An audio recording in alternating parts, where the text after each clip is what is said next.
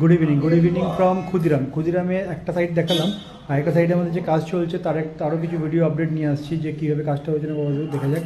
তো এখানে আমাদের ফল সিলিং চলছিল, এখানে একটা খুব সুন্দর এবং এলিগেন্ট ডিজাইন একটা ফল সিলিং হচ্ছে ক্লায়েন্টের চয়েসে।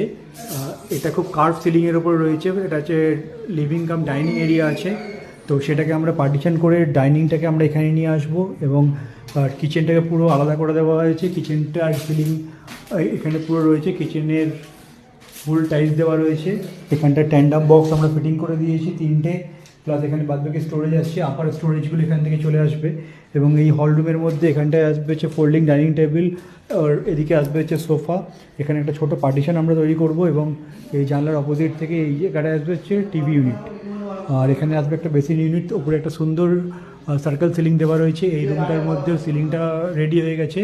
এখানে আসবে একটা ওয়ার্ড্রপ, প্লাস এখানে একটা ওয়ার্ড্রপ উইথ ড্রেসিং ইউনিট। এখানটায় আছে একটা বড় করে ওয়ার্ড্রপ রয়েছে ফুল হাইট অবধি।